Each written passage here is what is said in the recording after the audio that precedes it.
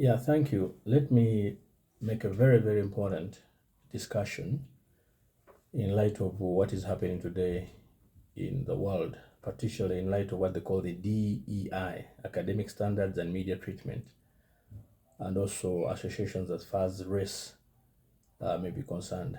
First of all, DEI stands for diversity, equity, and inclusion. And by diversity, uh, I mean having people from different backgrounds, identities, cultures, races, genders, socioeconomic circumstances in terms of abilities, but also perspective represented in institutions. And I'm going to make this discussion in light of Professor Jason Addy. May his soul rest in peace. Of course, equity would mean ensuring people that have a fair access to opportunities and addressing structural or even institutional barriers that may actually disadvantage some groups. And then inclusion would have to do with creating an environment where people are actually able to participate, to contribute, and also feel respected and even valued. So these, therefore, act as tenets, if you like, or guides that should actually protect individuals who may be disadvantaged in one way or the other. But in academia, DEI would concern not only who gets admitted or hired, even promoted or represented, but whether different groups can genuinely participate in teaching, in research, in leadership, and even in intellectual life. So my argument would be in terms of that narrative. Importantly, equity is not necessarily the same thing as giving everyone the same outcome. The stronger argument for DEI is that people should actually have a genuinely fair opportunity to demonstrate their ability, while academic standards remain extremely rigorous. And we all know what's happening today, as of today, in light of the distinguished gentleman from Cambridge who died. So the Cambridge professor I'm referring to is Professor Jason Addy. He was a black sociologist, if you like, who became Cambridge's youngest black professor in 2023. He resigned way back in August 2026 amidst allegations concerning plagiarism and inaccuracies in respect to his personal and professional history.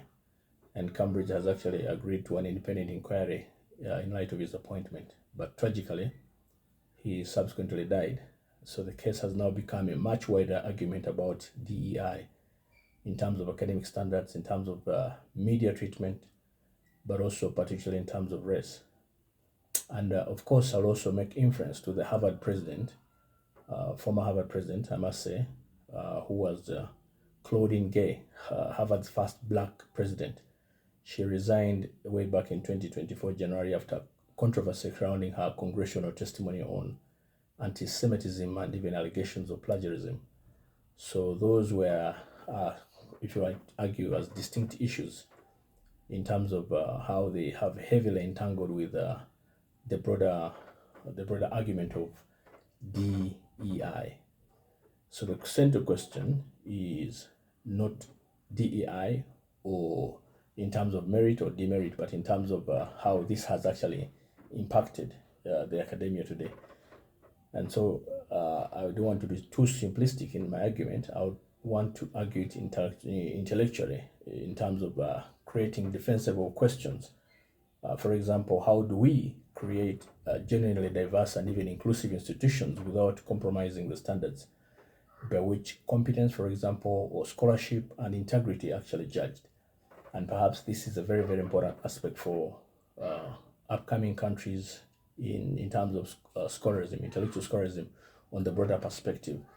Call them countries that have not really had a long time in terms of the academia footprint, if you like.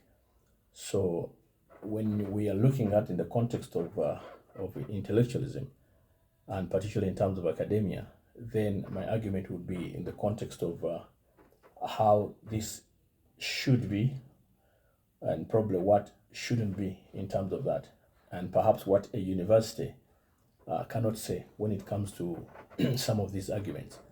I would argue and say that a university, for example, shouldn't be able to say, wait a minute, you are black, therefore you deserve to be a professor. Take note of that.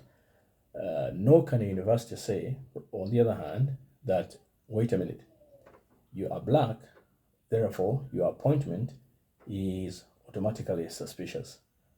Please understand those narratives, and because that's where we're going to build our story in the context of how the sad story now of our deceased esteemed colleague. So both propositions are intellectually bankrupt. I would like to argue from the forefront, because the proper proposition, from my vantage point, would be you are entitled to a fair opportunity to compete, and once you're appointed, you must be held to the same intellectual and even ethical standards as everybody else. I think that perhaps makes a much better presentation in terms of this analysis. And I will make also inference to, I think, the gentleman who came out as a whistleblower, who happened to have actually been also a Cambridge professor of sorts. So this is where I think the aspect of DEI philosophy should actually ultimately land in the context of our discussion. But importantly, what DEI remains important today would be particularly because there is a very uncomfortable historical reality behind DEI in the context of historical imbalances, addressing those historical narratives and challenges that had befallen certain individuals, particularly the black people, if you like. So institutions do not always operate as perfectly neutral, meritocracies in terms of networks, or in inherited advantage, or even socioeconomic circumstances, or unconscious assumptions, institutional cultures, and even informal requirement practices that can actually influence who, at the end of the day, gets these opportunities. So when we are making this discussion, we have to be mindful in terms of that. So that matters enormously in the academia, because academics reproduce knowledge, and that is very important. And so the question then becomes, who becomes a professor, therefore would actually influence in that context. If you're a professor, you are most likely to influence. And what research questions are actually considered important also becomes fundamental in the context of our discussion. Which histories are we investigating when it comes to that as well? And which communities are actually being studied? So everything about this privileged position or professorship therefore becomes very important, because it then rubs off fundamentally in terms of when the students, for example, students see themselves as being represented in the eyes of the professor, for example. Which intellectual traditions enter the curriculum? The professors then become the gatekeepers of sorts. And who gets invited into the academic networks? There's the privileged barricade that is most protective barricade that is set by professorship. Who enters that class becomes a question of importance. And ultimately, what society understands in terms of the knowledge that is passed on is heavily dependent on the professorship. Whether they agree that is important, then that's something that you have to look about. So that does not mean that, for example, every black student needs a black professor. No. What it means in the context of DEI, it would probably mean that the intellectual community benefits when, for example, talent is not unnecessarily excluded by irrelevant characteristics. And so, and this is particularly significant when it comes to elite institutions such as Harvard or Oxford or Cambridge, precisely because these institutions have historically possessed enormous influence over the production of knowledge and leadership. And so we see how fundamental they become in the sense, in terms of being substantive footprints for knowledge, if you like. So, but DEI becomes dangerous, for example, when representation becomes a substitute for excellency. And this is my argument. So this is where I think the aspect of the Professor Addy's controversy forces genuinely serious conversations in terms of the future of DEI today, but also tomorrow. So if, for example, an institution begins thinking, yes, that we, for example, desperately need a black professor, yes, then we have to be careful as we navigate this terrain, because then whatever happens after becomes extremely important in terms of how it's going to be understood or how it's going to be interpreted. And uncautiously, it will help a certain movement in terms of a forward movement. We desperately need, suppose an argument can be presented that we desperately need this black person to demonstrate that we are diverse. That becomes a very tricky point. And that's the argument I'm proponing, whether or not Professor Jason ideas actually was passed on in that context of understanding of philosophy of reasoning. The institution then has actually crossed a dangerous line. And that is something you must understand, because now the person is no longer merely an academic in the context of true academic interpretation in terms of what it would be, but he or she has now become a symbol. He or she has now become a symbol. And that becomes also a big problem in the context of what then becomes of others in terms of those who want to follow his trend. And once somebody becomes a symbol, institutions can become reluctant to scrutinize that person normally, because scrutiny then appears politically uncomfortable in that sense. And this is unhealthy for everyone, including the person supposedly being helped in that context.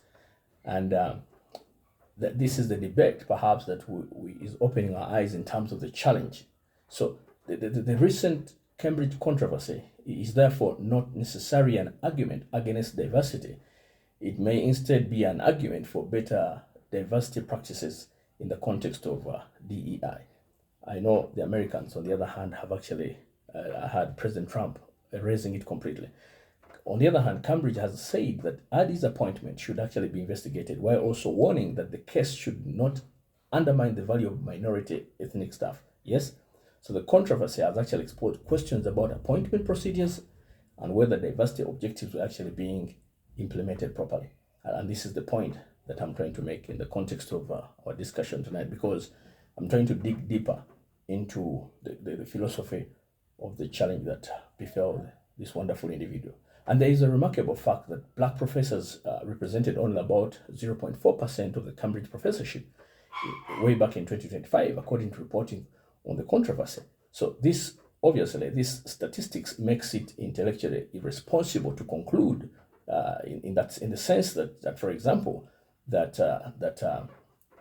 one black professor allegedly perhaps committed academic misconduct, and therefore DEI has actually failed, because of this one apple in that context. And my argument is way out or far from that dispensation in terms of what we are discussing. So what it would be also, it could be argued that it would also be equally irresponsible, for example, to say that because black academics are underrepresented, their appointments should actually receive less scrutiny. That also is extremely wrong in the context of what is now coming off as an intellectual discussion in terms of the deep things that now affect Cambridge and Professor Jason today. So also, neither should this follow in the context that, and this brings us to the black people, to black people who there were arguments that black people could actually become extinct outside sports and entertainment. That argument are propounded by particular individuals, the people who believe in eugenics in terms of that. And this is precisely where I would actually advise us to be extremely careful in the context of that narrative, because then when we do that, we are now playing the risk card, and of course the eugenics aspect. So I have not sufficiently found any authoritative discourse in terms of black people becoming extinct outside sports and entertainment, and therefore I cannot allude to that fact that can be substantially proved in the context of intellectualism today. Actually, the opposite is true in the context that there are so many wonderful black people who have actually exercised their intellectual prowess and they've done extremely well. Okay, so this is the point I'm trying to underscore in terms of what rubs off in terms of the intellectual debate to the demise of the wonderful gentleman again. And of course, whether or not this then strengthens the case for DEI becomes a question of debate. I would argue that yes, in one or the other, but also no on the other hand. And how? Why does that become the question? Because it strengthens the case for asking why does such a worldview can emerge and even circulate in terms of that sweeping statement.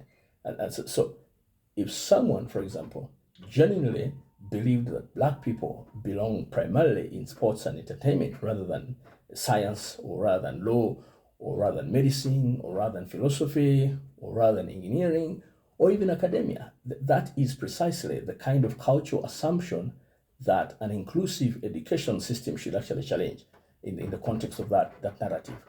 And this is what is playing off in terms of the challenge that has happened in Oxford as we speak now.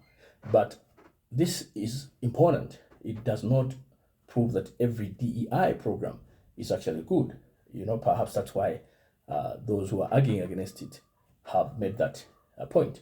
So, a racist argument cannot be defeated by replacing merit with racial entitlement, for example. And these are the things that we need to look at in terms of the bigger debate of the question. So it is defeated by actually creating a system which is talent can actually emerge from everywhere, and that is, then it can actually be judged rigorously rather than arguing in terms of the narrow perspective. So there is another danger in terms of the DEI, especially the DEI hire becoming a racial insult in terms of the dispositions of what plays out. There is also what something is extremely important, because then it deserves everyone's attention, especially in the light of intellectualism. Imagine, for example, just imagine being a black professor who has actually spent 20 years studying and publishing, perhaps, and also teaching and even earning qualifications in light of that, the stewardship in the academia. Then every time your work is actually criticized, then somebody says, wait a minute, he was only appointed because he was actually black. And this is the point I'm trying to argue in terms of contextualizing the whole scenario as it tends to be philosophically playing out beyond the emotions. But now, if we address these challenges, perhaps the professors of Harvard and Cambridge would listen to this narrative and make their dispositions in terms of some of the debates that I'm presenting. But I would argue that this is profoundly corrosive in the consensus, because now the very mechanism intended to increase representation can actually become a permanent cloud over the person who benefited from it, for example. And this is the point I'm trying to create. And this is one of the strongest arguments for the rigorous DEI rather than the symbolic DEI. And that's the point. Every individual, in my opinion, should be submitted or exposed to rigorous DEI rather than symbolic DEI. Okay, so if universities recruit minority scholars transparently and apply demanding criteria, document the process, and then hold them exactly the same standards as everyone else, then DEI higher accusation becomes much weaker in the context of our debate tonight. And that is extremely important for us to also to look at in terms of that. But if, for example, an institution appears to prioritize identity, symbolism over academic excellence, it gives critics ammunition, and worse, it can actually undermine the credibility of the very people DEI was actually intended to support. And this is something, again, that maybe we could look at it as a future debate as well. So then I would actually draw a line. I would draw a line in terms of the discussion, and this is extremely important. Then I would actually formulate it in this way for purposes of intellectual appreciation, that DEI should remove unjust barriers to excellency, not remove the requirement for excellency. And that is something extremely important to note. And this is the sentence I would actually build in an academic argument in terms of the propositions for people, wonderful people in Harvard and in Oxford, perhaps, to continue the debate of DEI and its applicability today in the academia. And there are actually 4 principles that I would probably argue underneath it. First of all, principle number 1 would be in terms of equal dignity, in terms of race, in terms of sex, disability, religion, or social background, should actually make someone inherently less worthy of an opportunity, for example. And this is something that you want to also continue that. But also number 2, would be argued in the context of equal opportunity, for example. Yeah, institutions should actually actively examine whether there are whether structures unnecessarily exclude capable people. Yes, that becomes extremely important as well. But also, number three, in terms of intellectual diversity, for example, yes, universities should not merely, diversify the faces in the room. They should permit disagreement, criticism, and competing intellectual traditions. And this is extremely important as well in terms in the room of academia, if you like. And then number four would be in terms of equal standards. And the argument here would be that once someone enters the institution, in academic integrity, competence, evidence, and professional standards must actually apply equally. There should be no favorites or excuses or biases in that context. So the fourth principle is perhaps what I would argue as absolutely essential because it actually makes my point much better in the sense that, and this is where academia differs from ordinary employment in that regard. So it's extremely important for us to look at that in that perspective as well. So a university has a special obligation to tolerate uncomfortable ideas, and how important that is. I'll say that again. A university has a special obligation to tolerate uncomfortable ideas.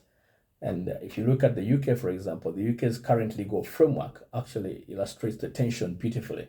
Universities must actually comply with equality law while also protecting lawful speech, for example, and even academic freedom.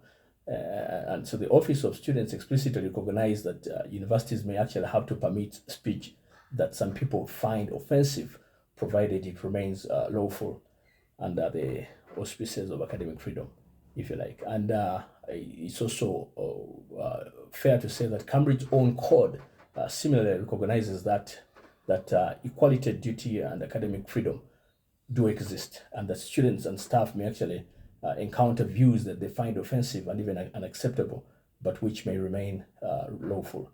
And this is the bigger cake, perhaps, for other jurisdictions in other countries, especially in Africa, to beg a leaf. And that remains a genuinely excellent university should actually be capable of saying, for example, that we will protect you from discrimination, but we will not protect your ideas from criticism. And I think that's perhaps what the bigger challenge of what Professor Eddie Jason Addy brought in the context of the unfortunate event at Cambridge as we speak today. And perhaps that is something that is extremely important in the realm of the academic institutions to provide that fairness, if I may use that word. And equally, it's also important for universities to know that we will protect your academic freedom, but academic freedom does not protect plagiarism, fabrication, or even dishonesty. And that is also uncomfortably true in the context that it has to be obliged with. Because then if we don't do that, then we're going to have quacks and fakes, and that would actually be very bad for the academia. And so that, my friend, becomes extremely important in the context of the discussion as well this evening.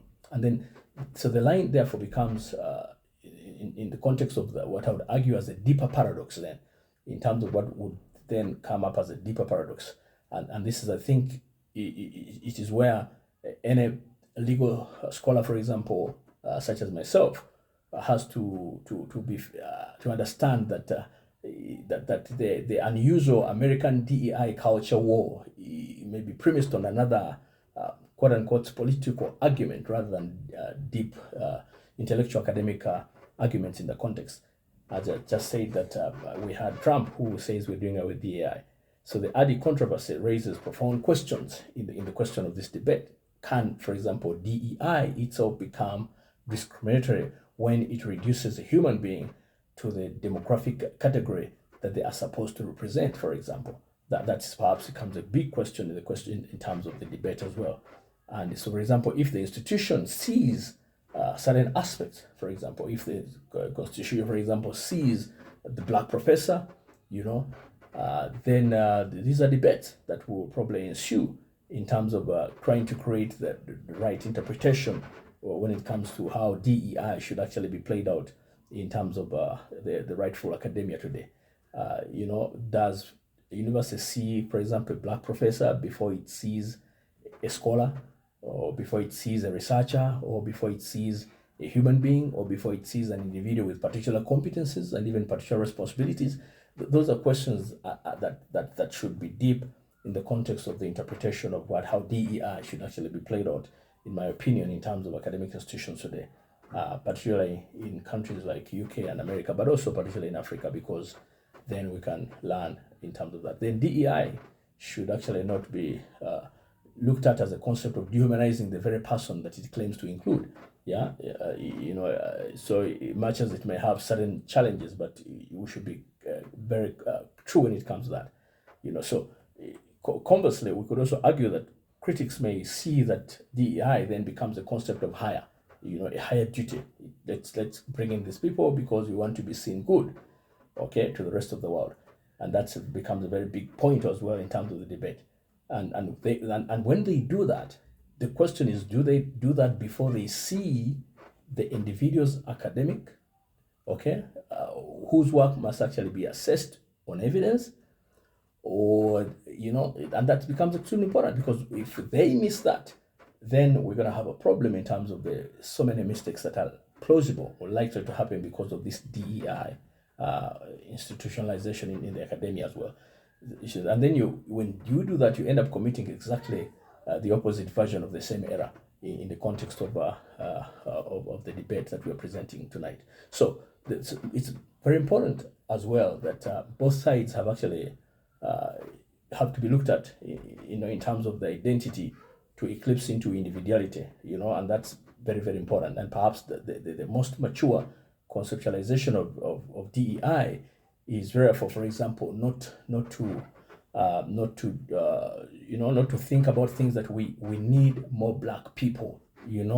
That should be looked at in a very careful zone. Otherwise, you're likely to slip into